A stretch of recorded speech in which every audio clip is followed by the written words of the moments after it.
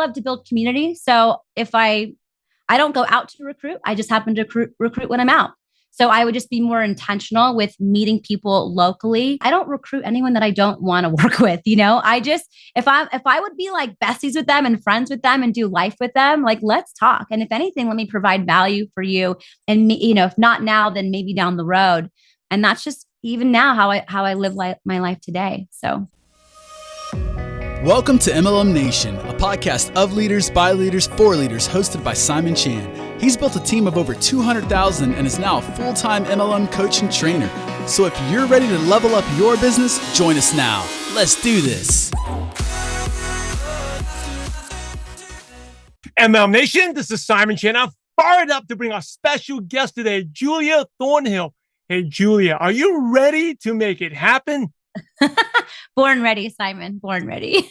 She is definitely born ready. I had the honor and privilege to meet Julia in Rob Sperry's recent Leaders of Leaders Mastermind out in Monte Carlo. And once I saw her speak, I said, hey, I need to get her on the show. For those who don't know Julia, she served in the military and then climbed her way up the corporate ladder, only to find herself at 30 years old in $40,000 in debt. She was worried what her life would be like as a mom. So she ventured into network marketing. After just 6 months in the company, she was able to match both her and her husband's income.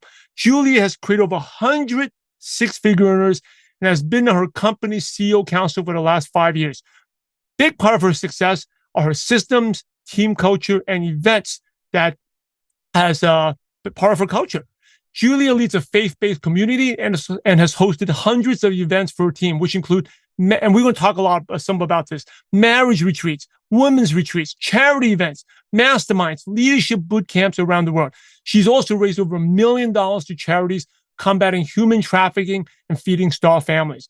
Today, she's working on getting her team on AI to create content on social media. And the best part is she can follow on social media. I'll put the links later, but she travels the world with her husband and her beautiful 2 little girls. So anyway, I've given MLM Nation a long background. You're incredible.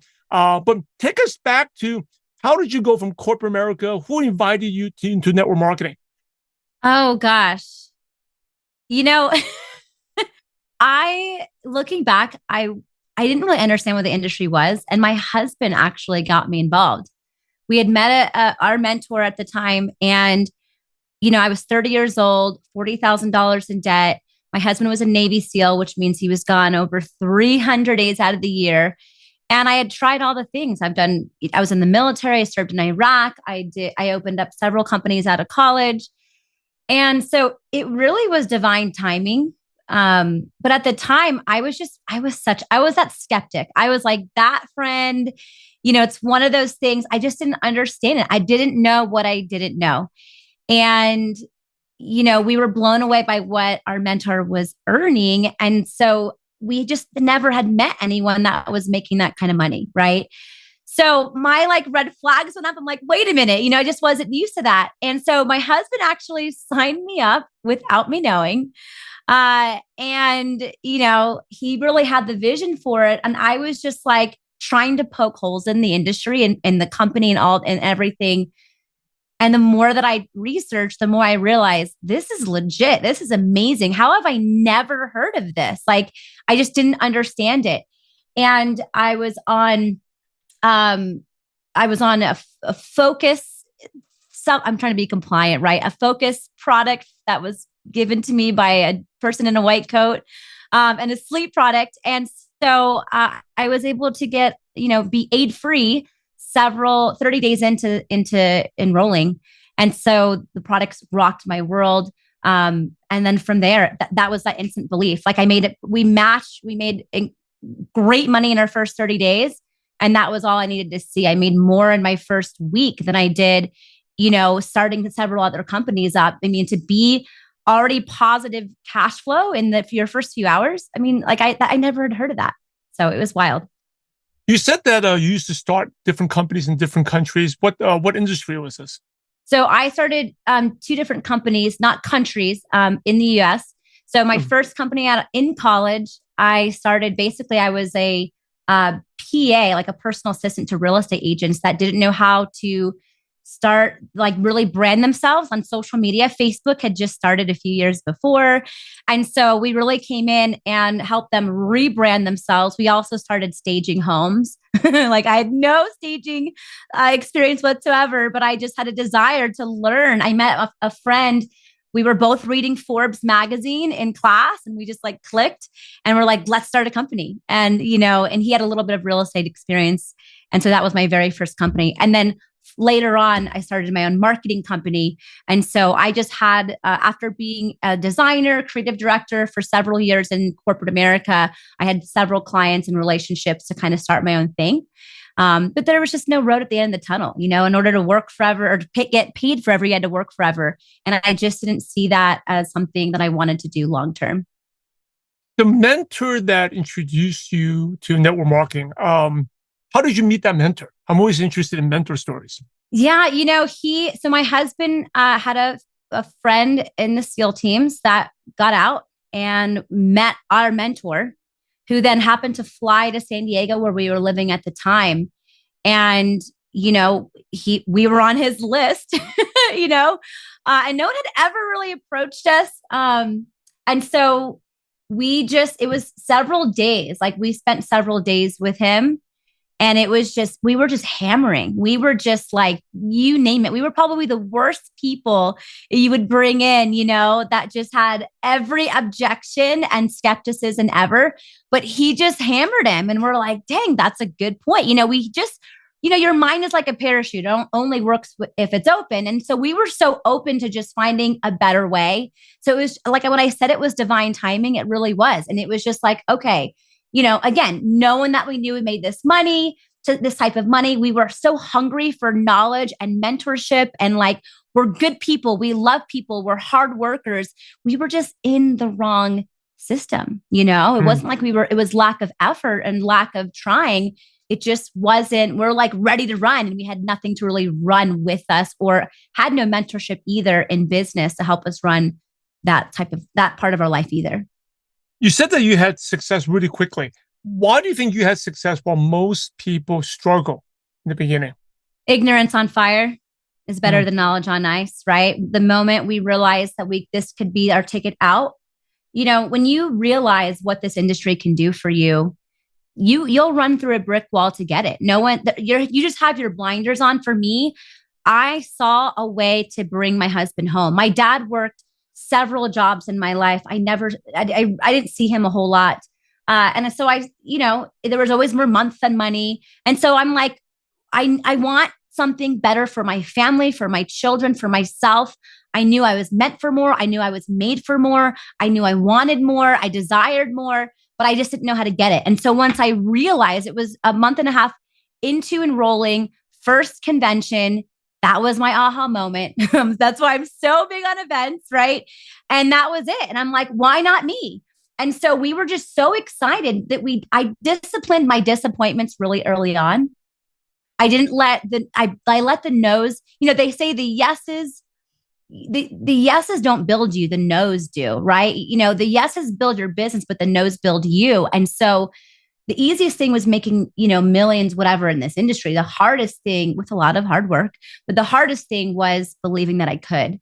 And so those events just poured belief into myself. And so we were excited. We were fired up. We were relentless. We were tenacious, and we are good people. And so we just were really able to cast vision for other people as well. Once we were able to believe that in ourselves, which came pretty early on for us. How did you build belief that you could at events? When you hear of other people's stories and they're kind of just like you, like I'm not anyone special.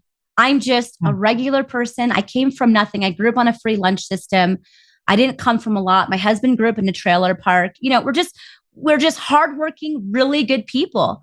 And so I just saw other stories of other people winning, crushing it, making insane income that had no experience, that had never done this before, that had multiple kids when and so I'm like, why not me? If they can do it, if I just put in half the effort, shoot, I'll make half the income. right? But what if I 10x that? What if I 10x my experience and mentorship and growth? And so we just became a sponge to the industry and constantly learned with the intent to teach. I recorded every call, every Zoom, everything, and became a student to the game. There was never a time where I didn't have a notebook. Any call that I qualified for, I did not miss. Any event I qualified for, I didn't miss. And so we were just relentless in our pursuit of happiness, and our pursuit of more freedom. And we were really coachable.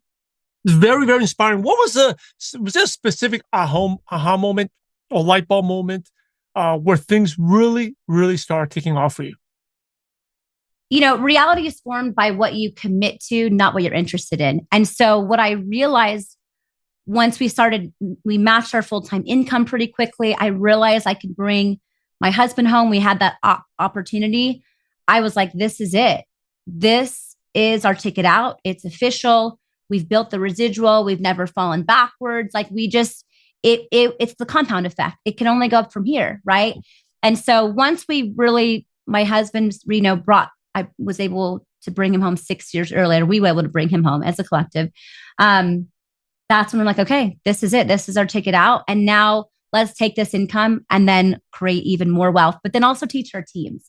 And that's also really important too, right? You can help someone make 1,000, $1 million, doesn't matter. But if you don't help them invest it and pay off their debt and create wealth, what are you really doing? People like enroll and they're like, oh, I made $5,000 a month. And then they quit their job. It's like, wait a minute. What if you made, $10,000 a month and you don't have to go full time. And so really starting to teach and preach those wealth principles to our organization. One of the things I was really impressed at Rob Sperry's Leaders of Leaders Mastermind was when you talk about events. I was blown away by your system. You even have an events committee. Why don't you just real quick, in like 1 or 2 minutes, talk about the different events you do and why you do them?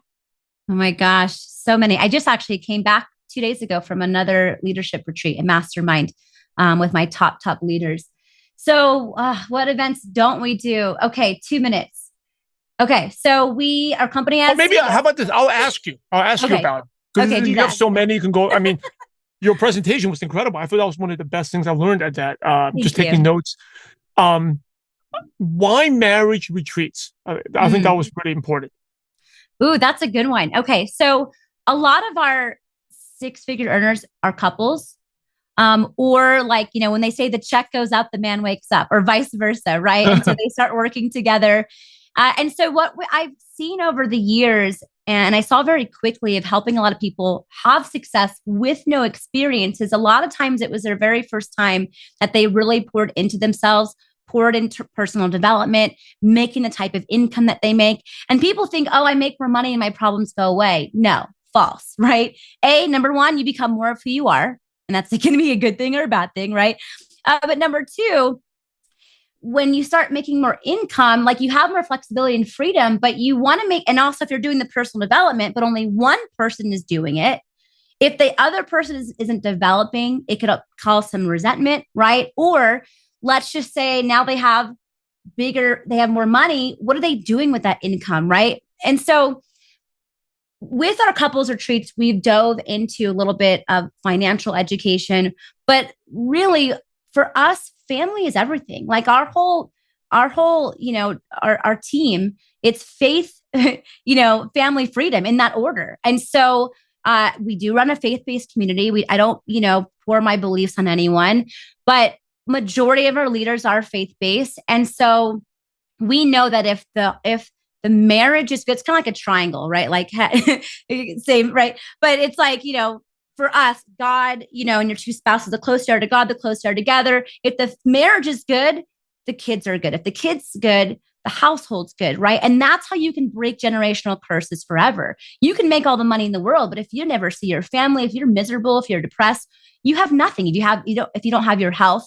So if we can really strengthen the family bond, if we can strengthen the marriages within our organization, we're creating real legacy businesses because most businesses, you can will or sell them to your children. So why not strengthen that family bond? And also we just love to do life with people that are cool. Like our team is awesome. There's no drama. We all have the same vision, goals to uplift each other. So why we already have the personal development, the team calls, the leadership, the wealth building. Let's strengthen marriages. And so we brought in several different experts to help them become not just the best version of themselves, but the best marriage for their children. Mm. Yeah, that's awesome. How often, I know you do the leadership boot camps and different type of events. How often, and you do your team retreat as well, right? How often do you do events? Yeah, so team retreats, we'll do those once a year. Like, and when I say team retreats, it's like we'll do like a leadership boot camp. So like our car earners, for example, it's kind of standard in the industry. So the biggest we've done is like 350. That was a pretty big retreat. And that was like out in the middle of nowhere, getting down and dirty, and we do ice baths and aero braking and kind of like a little Tony Robbins vibe, right? We love doing that with our mid-level leaders. So we do that usually once a year for the last 4 or 5 years now. Marriage retreats depends. We'll either do a marriage retreat or we'll do like a team retreat to Mexico, Costa Rica. Sometimes we'll work with corporate. I've always like plan, do, review, and prove, right? So I've proved it to where I've actually worked then with our CEO council saying, hey, this is working. Here's our numbers. And then having corporate actually come in and do it as a collective. I've done that several times as well, which has been pretty cool. This past year, we did a wealth summit in January. So we like to do like a kickoff event. So corporate usually does one convention. And so we'll do our own kind of team convention, you could call it. And it'll be different themes every year. So it just kind of depends on what the team needs, what they're driving. You know what I mean? Like, 2020 shifted some things. So like, what else do we need to kind of shift? And instead of pause, let's pivot. And then let's teach that to the team.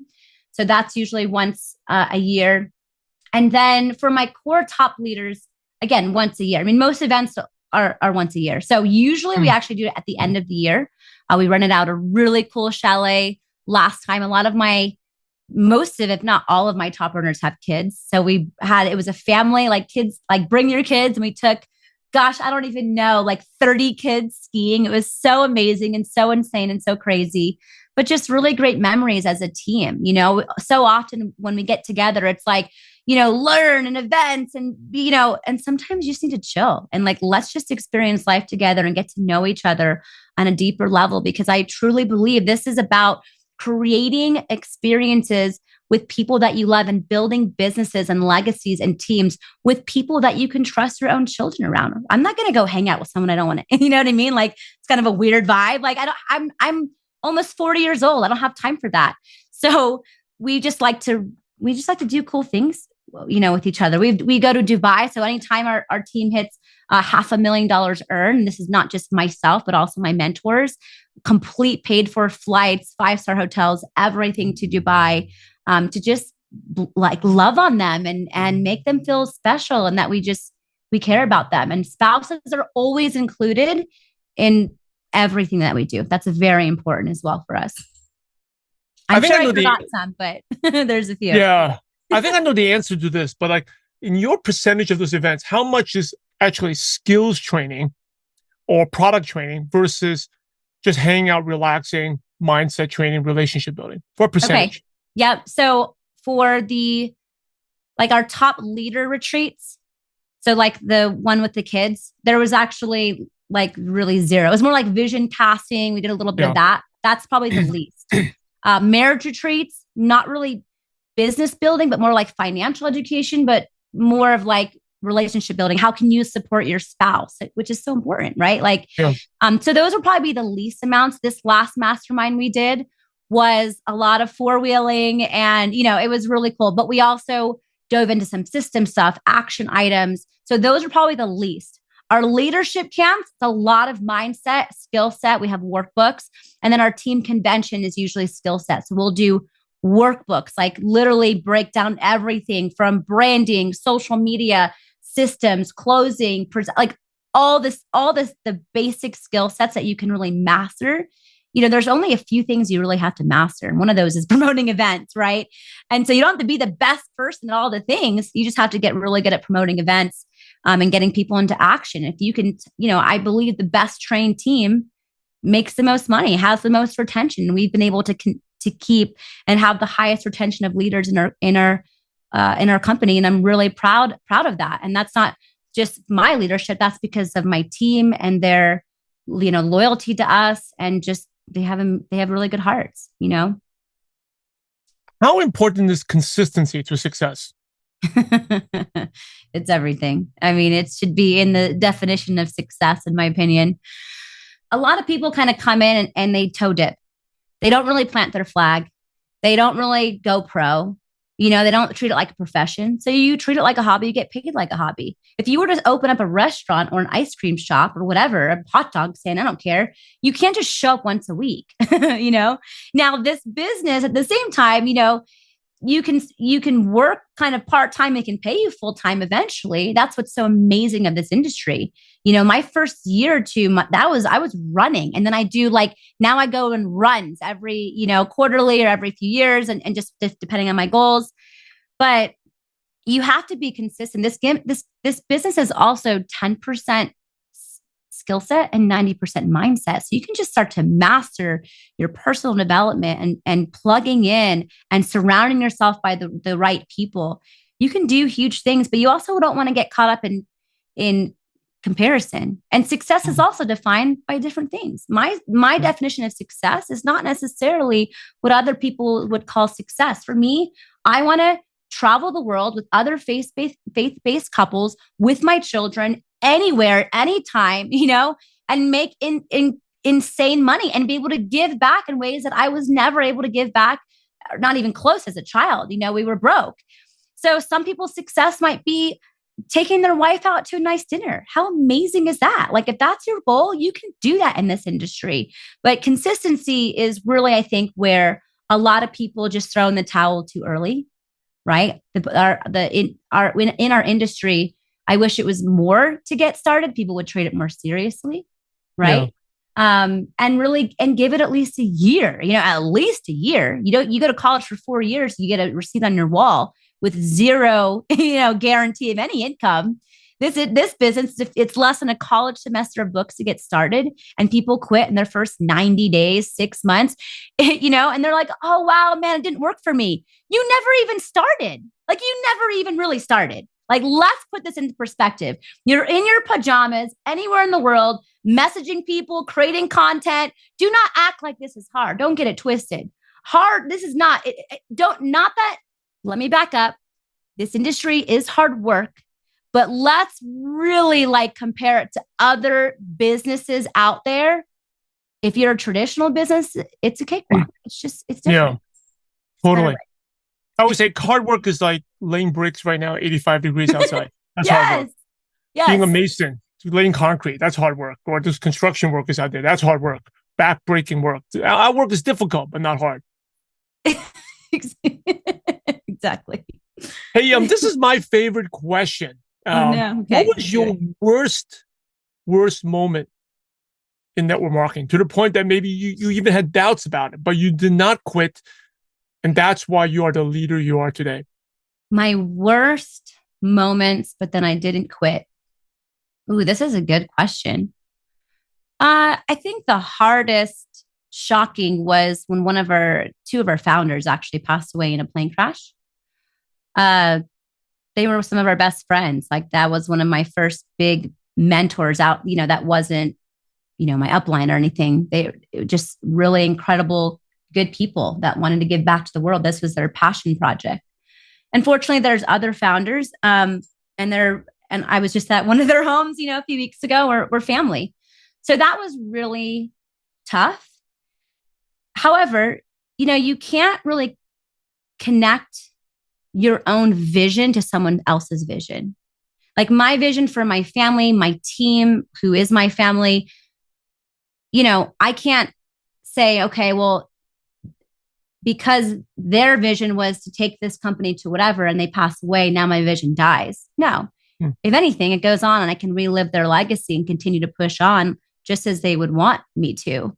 So that was really tough. It was shocking. It shook our team for sure. But if anything, we came together. It made us stronger. And so we've been able to do some beautiful things out of loss. and weather that storm. And there's just, there's a rainbow, after every storm. And so we've been able to weather that. That was probably the hardest. I could probably think of some more, but that's definitely was like, ooh, that hit me right here. Hey, thank you for sharing, Julia. You've been amazing. Some of the quick questions to pick your brain, and these could be one-liners. Okay. What is your favorite success quote that motivates you? Favorite success quote? I have so many. I mean, the perspective of yourself is either your passport to freedom or your prison. That's one of my favorites. What is one habit that's helped you become successful? Well, I mean, they say your rituals make you rich, right? And so I constantly making sure I'm pouring into myself through my faith and through my health, because I cannot pour from an empty cup. I love that. Your rituals make you rich. Next question. What's the best piece of advice you ever received? I think just in investing your money rather than going out there. And if you make more money, doesn't mean you spend more money. Don't save, invest. So I think that's definitely been able. Yeah, I would say that one for sure. What's your favorite prospecting tool? Say someone is interested. Do you get on the Zoom with them? Do you send a video first? Do you meet them? What do you like to do? Okay, so this has evolved. Facebook groups are so easy. Like you can add tag message in an overview, easy, right? Love a video. Recently, I've been using EverWebinar. I have a lot of leads that come through quite a bit through Reels and content creation. And I love systems. I am such a freak with systems. So I love EverWebinar. It's like a pre-recorded, it looks live. It's like a simulated live event.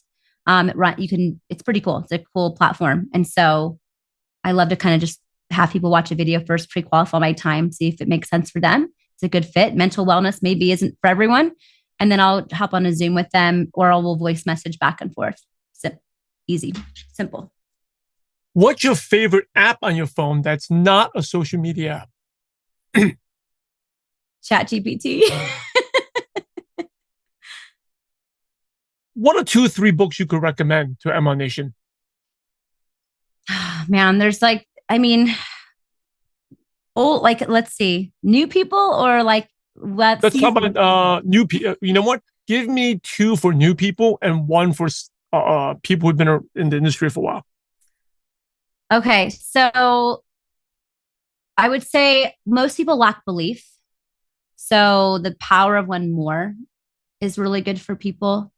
Developing the leaders around you by John Maxwell is if you're just starting to build a team, I love that book.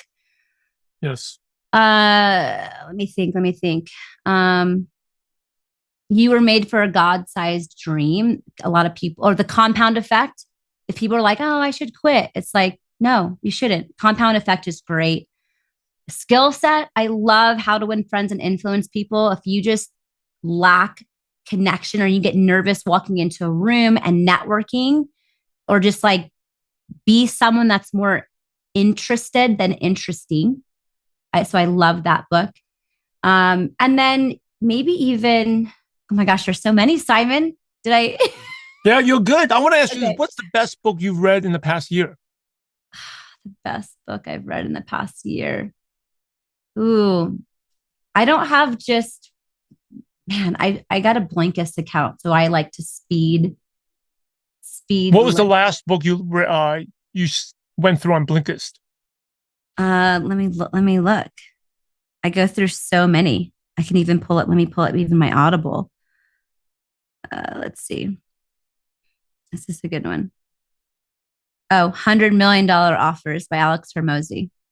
I read it once and I re-listened to the audiobook during COVID and then redid it again. That one's a good one. Cool. That's the one. That's the book I'm going to check out. The one you read. Yeah, it's good. Offers. It's solid. So here's the last question, the $1 million question. You ready? I'm ready. So imagine you had to start all over again and you knew no one. You didn't know your daughters, didn't know your husband, but you're like an alien, a contact list of 0, but you had all your current knowledge, skills, and wisdom.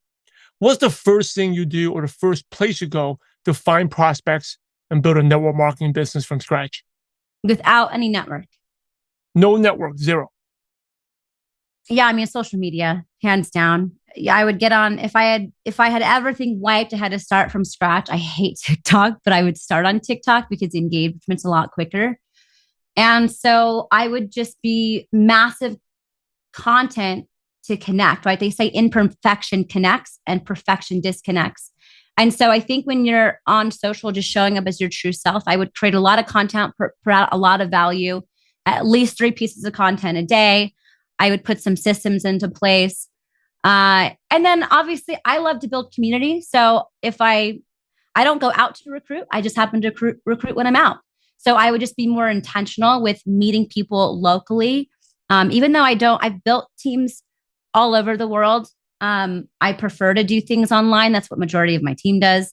However, if I was like, all right, got to make this happen, I would hit, 2 birds with 1 stone. So I would crush it on social media, massive content, and then I would connect with people that and again, I don't recruit anyone that I don't want to work with. If I would be like besties with them and friends with them and do life with them, like let's talk. And if anything, let me provide value for you.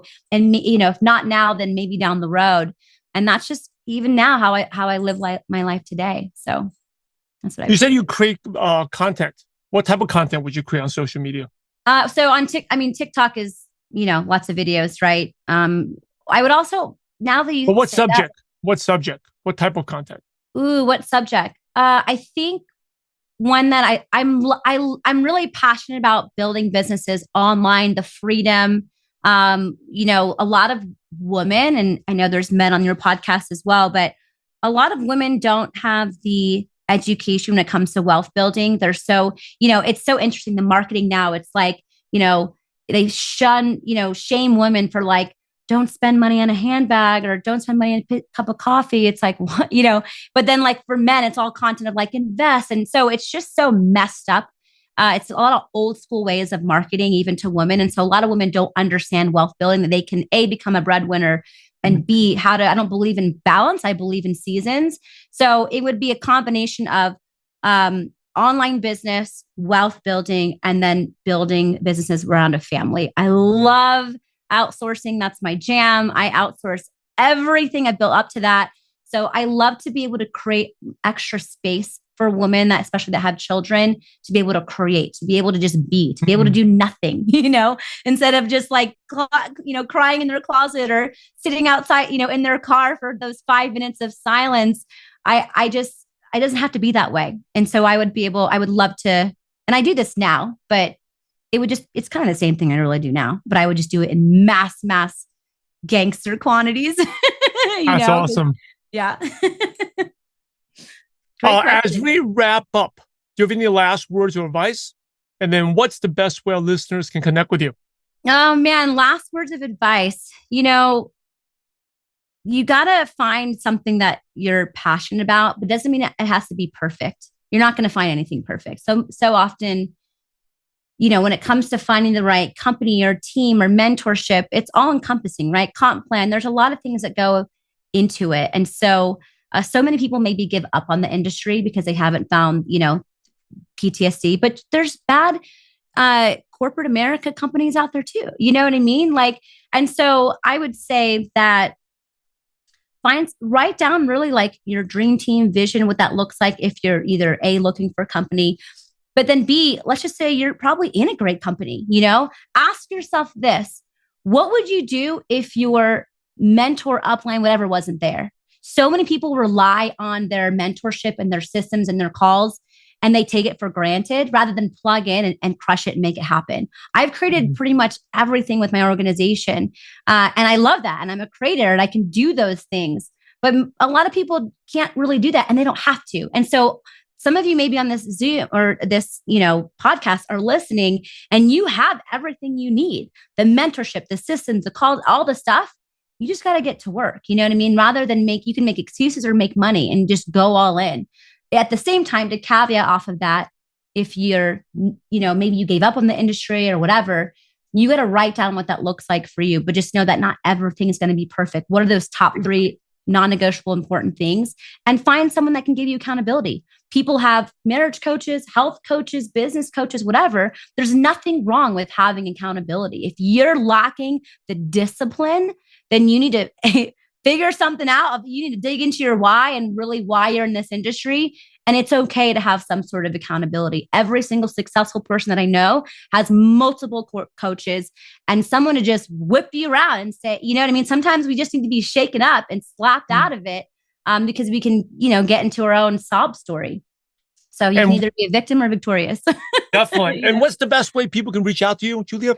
Oh, gosh. I mean, I'm probably most active on Instagram. So Julia M. Thornhill. Julia M as in Marie Thornhill. Same on TikTok, but Instagram is where I'm mostly at now, on Facebook. So thanks. Hey, ML Nation, you're the average of the 5 people you spend the most time with. And today you've been hanging out with Julia Thornhill. So keep up the momentum. Head over to mlnation.com, click on the podcast tab, and the show notes will pop up, or the books that Julia recommended. And also a link to her Instagram account is there. Definitely follow her and connect with her. And she talked a lot about content creation. You can see exactly what she does. And she has awesome content. I follow and check her out every single day. So make sure you do that. Hey, in order to be successful in life and business and network marketing, you must help others. So Julia, thanks again for sharing your valuable time with ML Nation. We're grateful to you and we appreciate you for having a positive impact on millions of distributors worldwide. Thank you so much again, and God bless you. Thank you, Simon. It's a pleasure. Hey, ML Nation, Simon Chan. Here's a recap of a great show from Julia Thornhill. I have tons of notes here, okay? Tons of notes here. I normally put on my iPad, but for some reason, I just got back from this 2-month vacation, and I cannot find my Apple Pencil for some reason. So I just wrote it on old school pen and paper. I'm going to take a picture of this and then import it into my Evernote. But there's so many good sayings, right? Like, I love, people who are good leaders are good teachers. And I like what she said, learn with the goal to teach. A lot of you, I think when I first started, I was learning. Great, I'm learning. But no, I think learn to have a goal to teach. And I like what she said in the favorite quote was like, your perspective of yourself. I don't know the exact words here. I got to go back and listen to the recording. I'll put it in the show notes page. But your perspective of yourself, will determine whether you're going to be successful or not. And she always felt that she was going to make it, right? I think a lot of people struggle like, well, I haven't had success yet. How can I talk confidently? You lack that belief. But look how she had that belief. Even when before network marketing, she was in a company and just decided to start a company. She had a background and she became a PA to real estate agents, production assistant, right? And she wasn't even in the real estate industry. She just decided to do it. She was a graphic designer. I think that's the type of attitude. Just go do it, right? And being, one of her success was she had no knowledge, but ignorance on fire, right? With the blinders on. Sometimes we feel like, and I know definitely for me, like if I knew a lot of the stuff that I know today, it wouldn't be as easy. Well, I would say with a lot of times it will sabotage us, right? Maybe shakes your belief, this leader's leaving or this things. Sometimes you just gotta go, right? And just because someone's not successful, and like what she said when her founders passed away, that your dream and vision doesn't die. You keep going, right? Someone leaves your company, some distractions, you get rejections, you keep going.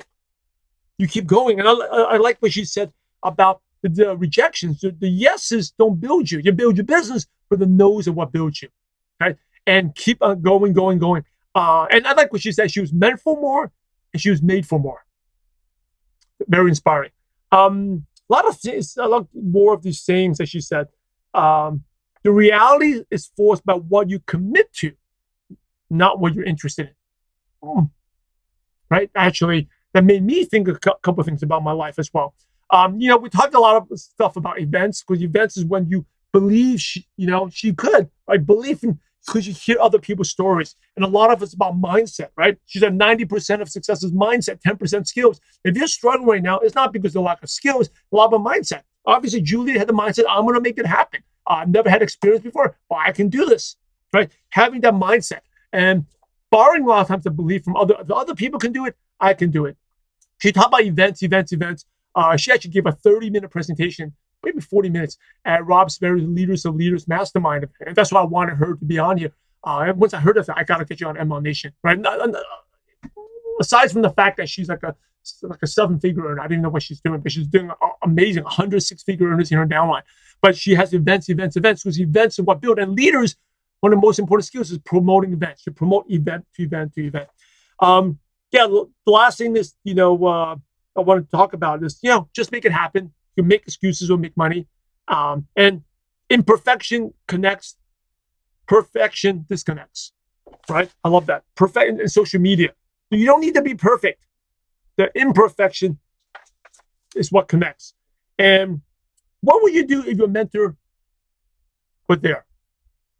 That's what we need, accountability. I talk about this in my book, Consistency Pill. The most important component of the consistency system is accountability. I have accountability partners. You need an accountability partner as well. It could be a team, someone you upline, crossline, some other entrepreneur, your paid coach, a mastermind group. We all need accountability. So anyway, that's what I have for you. Hey, definitely connect with her. Julia's amazing social media content.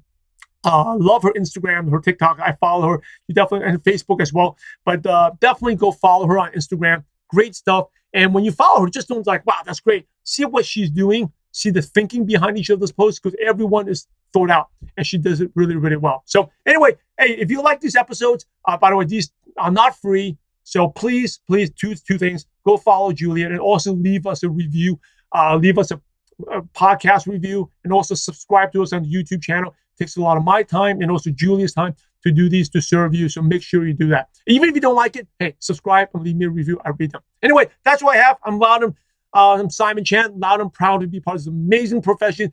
Now it's over to you. Take action on something you learned and go out there, have a positive impact on someone's life today. God bless you all.